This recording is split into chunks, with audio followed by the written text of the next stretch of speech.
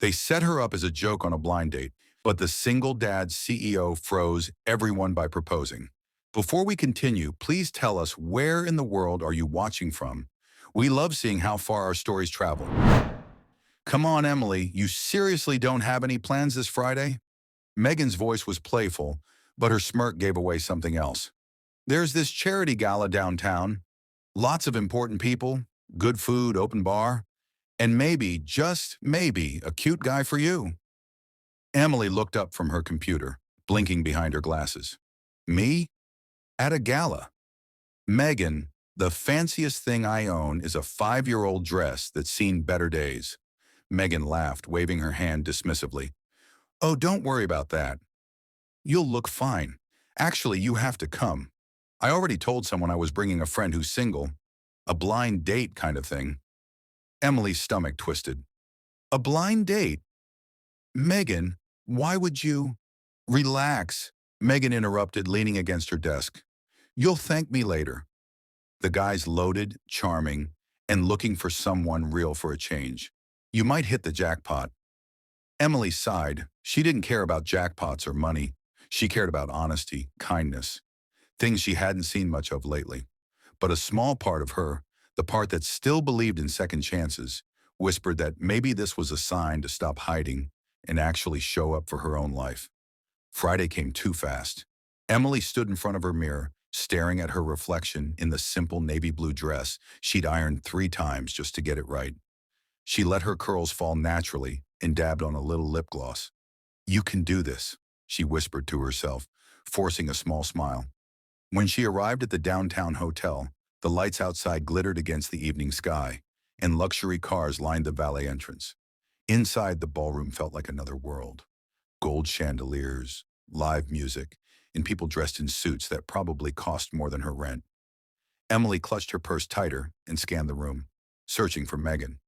There you are, Megan called, waving her over from across the room. Her tone was sugar sweet, but her grin didn't reach her eyes. You made it. You look cute. Emily smiled awkwardly, unsure how to take that. Thanks, I guess. Lucas, Megan's boyfriend, appeared beside her with a smirk. So where's your date, Em? Don't tell me he bailed already? Her heart sank. Wait, he's not coming? Megan faked a sympathetic sigh. He just texted me. Said something came up. Guess he wasn't that into it. Emily's chest tightened. She felt her face grow warm as people nearby glanced her way, whispering. She swallowed the lump in her throat and forced a smile. It's fine. I'm fine. She turned away, her eyes stinging, and walked toward an empty table in the corner. She didn't want anyone to see her fall apart. But just as she sat down, trying to hide behind her water glass, a deep voice cut through the noise. Excuse me, it said, calm and rich. Mind if I sit here? You look like you could use a little company. Emily glanced up and froze. The man standing there was nothing like the shallow, smug faces that filled the room. He looked out of place, like he didn't care about the glitter or the gossip. His gray eyes were warm but sharp, like he saw right through the noise and straight into her. Sure, Emily stammered, brushing a curl behind her ear.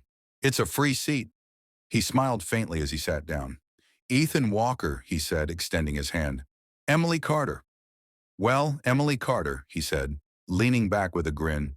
Looks like you just got rescued from the world's most boring gala. For the first time that night, she laughed. Really laughed. What she didn't know was that the man sitting across from her wasn't just some random guest trying to make small talk. He was a single dad, a billionaire CEO, and soon, the man who would turn her world upside down. You know, Ethan said with a teasing smile, swirling his drink, for a girl who just got stood up, you're taking it pretty well. Emily chuckled softly, but her eyes dropped to the table. Well, it's not the first time life's pulled a fast one on me. She glanced up, meeting his eyes again. And it probably won't be the last. Ethan tilted his head, curiosity flickering in his expression. You sound like someone who's been through a few storms. Something like that, she replied, her voice carrying both strength and sadness. But storms teach you how to dance in the rain, right? He laughed quietly, not the polite kind of laugh rich people use to fill silence. This one was real. Touché. Across the room, Megan and Lucas were whispering and snickering, clearly enjoying their little setup. They hadn't expected Emily to actually talk to someone, especially him, but Ethan noticed their glances and the way they pointed when they thought he wasn't looking. His smile faded just slightly. "So," he asked, leaning in, "your friends, they always this charming?" Emily followed his gaze and froze when she saw Megan's smug grin. "Oh, God," she muttered under her breath, mortified. "They think this is funny. They, they set me up to be humiliated." Ethan frowned. "Wait, are you serious?" She nodded, trying to blink away tears. "Yeah, guess it's their idea of a good laugh. Let's invite the plain girl and watch her get ditched." Classic, right? She tried to smile, but it didn't reach her eyes this time. Something in Ethan's chest twisted. He'd been surrounded by people his whole life. People who smiled at his money, not his heart. But there was something about Emily's quiet dignity, the way she kept her head high even when the world tried to push her down, that hit him harder than he expected. "Well," he said softly, setting down his glass, "their joke's over. Because they just handed me the best company in the room." Her brows lifted. "You don't have to say that." "I'm not saying it to be nice," he replied. "I'm saying it because it's true." For a while, they just talked, really talked, about small things at first: her favorite coffee place, his daughter's obsession with dinosaurs, the ridiculousness of traffic in the city. But as the conversation flowed, it stopped feeling like a chance encounter. It started feeling like two people who'd been waiting their whole lives for someone who actually listened. When the music slowed, Ethan stood and extended his hand. "Come on," he said with a grin. "Let's give them something to really whisper about." Emily hesitated, glancing at the crowd. "I don't dance." He leaned closer, his voice low. "Neither do I. Guess we'll both look stupid together." She couldn't help it. She laughed, took his hand, and stepped onto the dance floor. And in that moment, the world around her faded. The laughter, the stares, the whispers, none of it mattered anymore. What she didn't realize was that Ethan had already made a silent promise to himself. That no one, not ever again, would make her feel small. Because while she thought she was just a girl stuck in a cruel prank, Ethan Walker knew she was about to change his entire life. When the song ended, Emily tried to step back, but Ethan didn't let go right away. His thumb brushed against her hand, just long enough to make her heart skip. "You're better than you think," he said softly, almost teasing. "For someone who doesn't dance." She smiled, breathless. "You're not so bad yourself, Mr. Stranger." He grinned. "Ethan." "My name's Ethan Emily," she replied, shaking his hand like they hadn't just shared a slow dance under soft jazz lights. But then, as she looked around, the laughter from her so-called friends cut through the warmth of the moment. Megan smirked, whispering something to Lucas before snapping a photo of Emily and Ethan together. Emily's chest tightened. "I should go," she muttered, pulling away. "Wait," Ethan said, his tone shifting, gentle but firm. "Don't let them ruin your night. They don't deserve that kind of power." She stopped, her back still turned. "You don't get it," she said quietly. "When you're the joke, you don't fight it. You just leave before it gets worse." Ethan looked at her, really looked at her. There was something raw in her voice, something that reminded him of the nights he'd spent alone after his wife's death, pretending everything was fine for the sake of his daughter. He wanted to tell her she wasn't the joke, but the words caught in his throat. Instead, he said the only thing that came to mind. "Can I walk you out?" She hesitated for a long second, then nodded. They walked through the restaurant together, silent except for the quiet hum of conversations around them. When they reached the door, the cold evening air hit them both. She crossed her arms, shivering slightly. Without thinking, Ethan shrugged off his coat and placed it over her shoulders. "You don't have to." "I know," he said, cutting her off softly. "I wanted to." She looked up at him, eyes glistening under the streetlight. "You're too kind for a guy sitting alone in a fancy restaurant." He smiled faintly. "And you're too strong for someone who thinks she's invisible." For a moment, neither spoke. The city buzzed around them. Car horns, laughter, footsteps echoing down wet pavement. But they stood there, suspended in a silence that felt almost sacred. Then a black SUV pulled up to the curb. A man in a suit stepped out and opened the back door. "Mr. Walker," he said politely, "your car is ready." Emily blinked, confusion flashing across her face. "Mr. Walker?" she repeated. Ethan's jaw tightened. "Yeah, that's, me." The driver nodded toward him, clearly waiting. Ethan sighed and rubbed the back of his neck. "Guess this ruins the whole ordinary guy act, huh?" Her eyes widened. "Wait, Ethan Walker? As in Walker Industries?" He looked down, suddenly awkward. "Yeah, but—" She stepped back, shaking her head. "Oh my God, I can't believe this. I just danced with a billionaire." "Hey," he said quickly, taking a small step forward. "Don't let that change anything." "It's still me," but Emily just laughed, a soft, disbelieving laugh that hurt more than it should have. "Yeah, sure. You're you. And I'm the girl who was supposed to be a punchline tonight. Let's not pretend we live in the same world." Before he could say another word, she slipped out of his coat, handed it back, and walked down the street without looking back. Ethan stood there, the city lights reflecting off the wet asphalt, watching her silhouette disappear into the night. He'd spent years building an empire that gave him everything: power, status, control. Yet somehow in one evening, a waitress with tired eyes and a broken heart had made him feel more human than he had in years.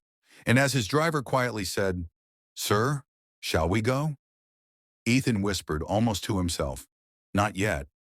Because for the first time in a long time, Ethan Walker didn't want to go back to his world.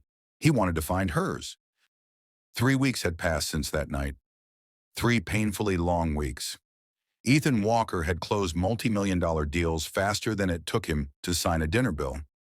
But somehow, finding one ordinary girl in a city of millions felt impossible.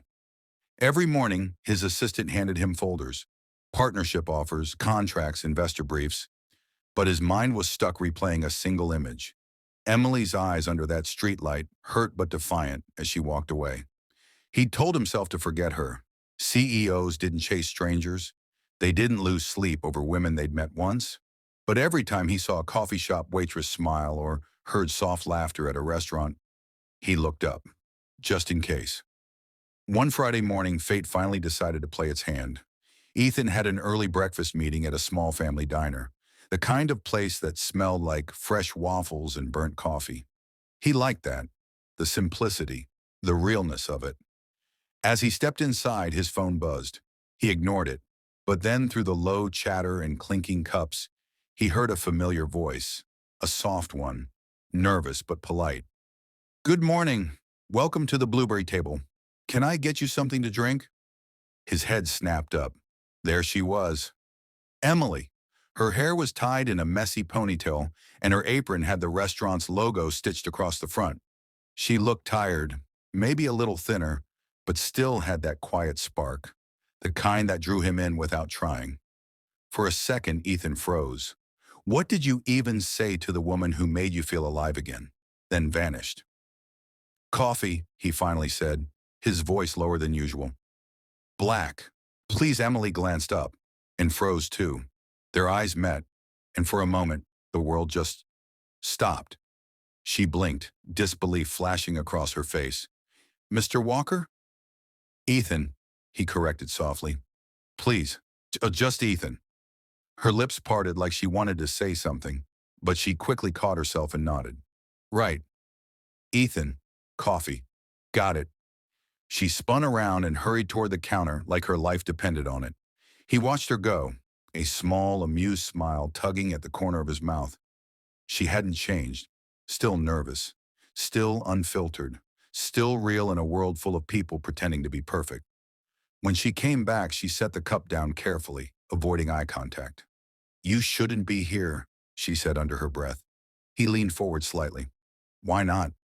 "Because this is my world," she said quietly, her voice trembling, "and people like you don't belong here." He chuckled softly but not mockingly. "Funny, I was just thinking the opposite." She frowned. "What do you mean?" "I mean," he said, his tone softer now, "that this is exactly where I should have been all along." "Somewhere real," she didn't answer, just stared at him for a long moment before walking away. But Ethan wasn't the kind of man to quit. not when something mattered. After breakfast, he left a generous tip, way too generous, and a small note folded under the receipt. You once told me I don't belong in your world, but maybe that's why I want to know it. The next morning, Emily found a donation envelope on her locker, a quiet payment that cleared her mother's hospital debt. She knew exactly who it came from, though he'd never admit it. That night, as she sat by her mom's bedside, Emily whispered to herself, "Why can't he just leave me alone?" But deep down, her heart knew the truth. She didn't really want him to. Because sometimes the people who crash into your life when everything's falling apart are the ones who end up holding it together. The rain came down hard that night, drumming against the windows of the diner like it had something to say. Emily was wiping down tables after closing when she saw a sleek black car pull into the nearly empty parking lot. It was late, too late for customers. She sighed, thinking maybe someone was lost. But when the door swung open and Ethan Walker stepped in, his coat damp, his expression unreadable, her breath caught. She froze, gripping the rag like it was armor. "We're closed," she said quietly, not looking at him. "I know," he replied, his voice calm, steady. "But I wasn't here for coffee." Her chest tightened. "Ethan, whatever this is, it has to stop. You've done enough already." He took a slow step closer, his eyes soft but intent. "You mean helping your mom?" Her head snapped up. "You had no right." "I had every right," he interrupted gently. "Because for the first time in my life, I actually wanted to do something that wasn't about numbers or contracts or reputation. It was about you." The words hit harder than she wanted them to. Emily shook her head.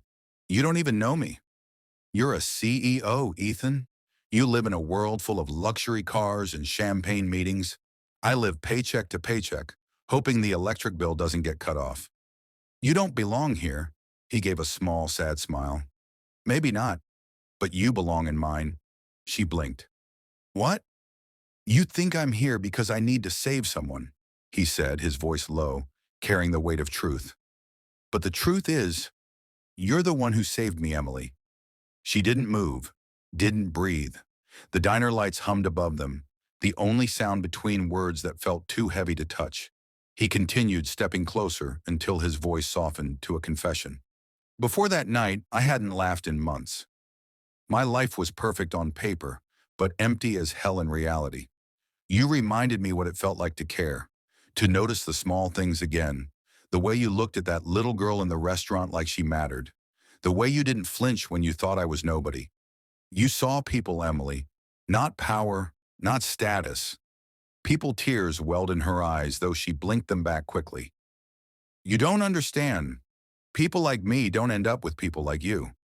"Then let's stop being people like us," he said softly, taking one more step until he stood just a few feet away. "Let's just be two broken souls trying to figure it out together." For the first time, she didn't look away. Her defenses, her sarcasm, her fear, all of it fell away under the weight of his words. He reached into his coat and pulled out a small paper bag. Inside was a worn-out book, The Little Prince. She frowned, confused. "You left this on your table that night," he said. "I figured you might want it back." Emily took it carefully, her hands trembling. When she opened the cover, her breath hitched. Inside, written in his handwriting, were the words, "For Emily, who taught me that kindness doesn't need wealth, just courage." Her eyes met his, and this time, she didn't fight the tears. She let them fall. Ethan smiled faintly. "So, can we start over?" "Not as CEO and waitress, just Ethan and Emily." She hesitated, then nodded. Slowly, cautiously, but real. "Okay, Ethan."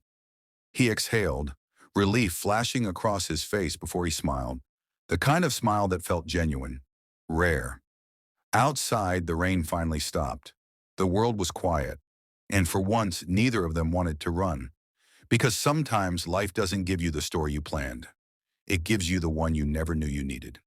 Sometimes the right person walks into your life when everything feels like it's falling apart. And somehow, they become the reason it all starts to make sense again. If this journey touched your heart, Make sure to subscribe the channel so you never miss another story that stirs the soul. And before you leave, click on one of the videos on your screen, because every story we share holds another moment that might change the way you see love, family, and second chances.